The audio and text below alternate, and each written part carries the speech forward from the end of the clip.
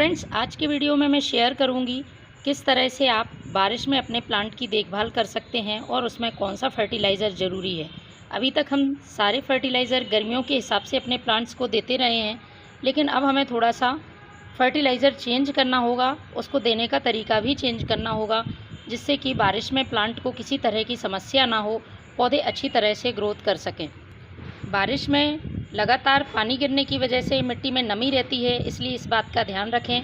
Fertiliser इस तरह से दें जिससे कि मिट्टी में फंगस ना हो सके, क्योंकि हमारी गलती की वजह से प्लांट में बहुत जल्दी फंगस लग जाता है, ख़ासतौर पर जब हम उसमें बिना सोचे समझे लगातार फर्टिलाइज़र देते जाते हैं। ये जो मैं फर्टिलाइज़र बता रही हूँ, फर्टिलाइज़र आप सभी प्लांट्स पर यूज़ कर सकते हैं और अभी इस समय प्लांट्स के लिए इस फर्टिलाइज़र की बहुत ज़रूरत है। यदि आप अभी देते हैं तो आपको प्लांट में और किसी फर्टिलाइज़र को डालने की ज़रूरत नहीं होगी, क्योंकि इसमें पौधे के लिए ज़रूरी सारे पोषक तत्व मिल सकेंगे।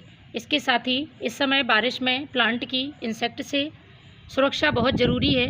मिट्टी में बहुत जल्दी इंसेक्ट और फंगस हो जाते हैं, तो इस फर्टिलाइज़र में मैं ऐसी चीज़ ऐड करूँगी जिससे कि प्लांट की मिट्टी में किसी तरह का फंगस या इंसेक्ट नहीं होगा। यदि देखभाल की बात करें तो आपको अपने प्लांट का सबसे पहले मिट्टी का ड्रेनेज सिस्टम बहुत सही रखना है, पानी रुका हुआ नहीं होना चाहिए। आगे आने वाले दिनों में यदि लगातार बारिश होती है और यदि प्लांट में मिट्टी में पानी रुका रहता है तो पौधे की जड़ें सड़ जाएंगी और पौधे की ग्रोथ नहीं होगी, पौधा फ्लावरिंग नहीं करेगा। दूसरी ज़रूरी बात, जो भी सन लविंग प्लांट हैं उनको पर्याप्त धूप की ज़रूरत होती है। लगातार बारिश की वजह से धूप कम निकल पाती है, इसलिए आप कोशिश करें पौधे ऐसी जगह पर रखे हों जहां पर उनको अच्छी तरह से धूप मिल सके। तीसरी ज़रूरी बात, जो भी प्लांट आपके फ्लावरिंग बंद कर चुके हैं या उनमें फूल नहीं आ रहे हैं, फूल आकर सूख चुके हैं, तो आपको उन फूलों को हटा देना है। साथ ही थोड़ी सी इनकी आपको प्रूनिंग भी कर देनी है। बारिश के समय में आप प्लांट की जितनी अच्छी तरह से कटाई छटाई करेंगे, पौधा ग्रोथ भी उतनी अच्छी तरह से करेगा। इसके साथ ही आप प्लांट पर 15 दिन में या महीने में एक बार बारिश के सीज़न में नीम ऑयल का स्प्रे ज़रूर करते रहें, जिससे कि इस पर इंसेक्ट अटैक नहीं कर सकें। चलिए शुरू करते हैं किस तरह से इस फर्टिलाइज़र को बनाना है। इस फर्टिलाइज़र से प्लांट को बहुत सारे फ़ायदे होने वाले हैं। पौधे की ग्रोथ तेज़ होगी, पौधा घना बनेगा, फूलों का साइज़ बहुत बड़ा होगा, फूल अच्छे आकार में और अच्छी मात्रा में आएंगे, पत्तियाँ पीली नहीं पड़ेंगी। तो फर्टिलाइज़र बनाने के लिए सबसे पहले मैंने लिया है बर्मी कंपोस्ट।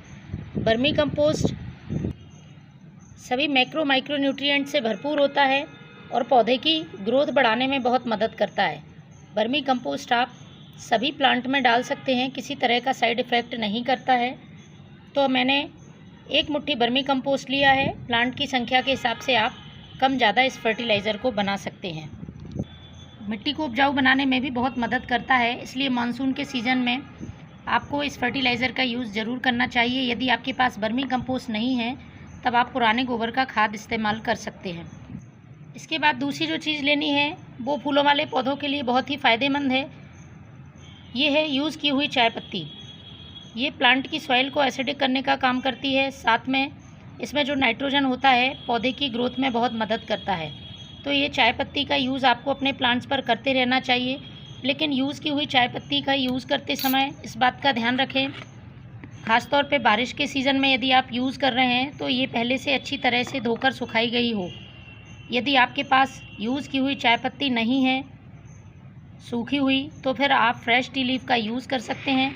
तो यदि फ्रेश टी लीफ का आप यूज़ कर रहे हैं तो क्वांटिटी आधी कर दें, आप आधा चम्मच फ्रेश टी लीफ यूज़ कर सकते हैं। तीसरी चीज़ है ये एप्सम साल्ट। ये मैग्नीशियम सल्फेट होता है और पौधों में यदि पत्तियां पीली पड़ रही हैं या प्लांट की ग्रोथ रुकी हुई है तो आप इस एप्सम साल्ट का यूज़ करें। तो मैंने लिया है ये आधा चम्मच एप्सम साल्ट।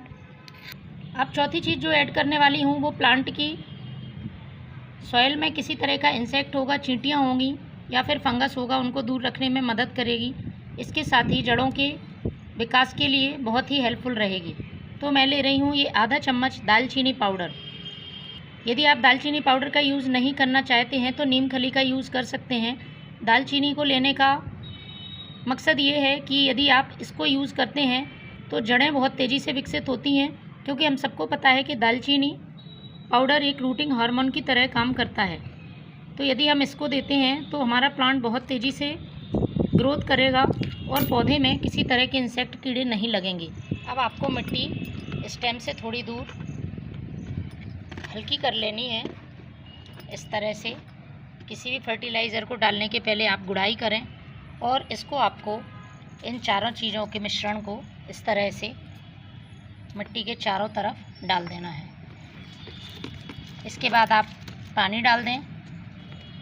तो आप भी बारिश शुरू होने से पहले इस फर्टिलाइज़र का यूज़ ज़रूर करें। Thank you.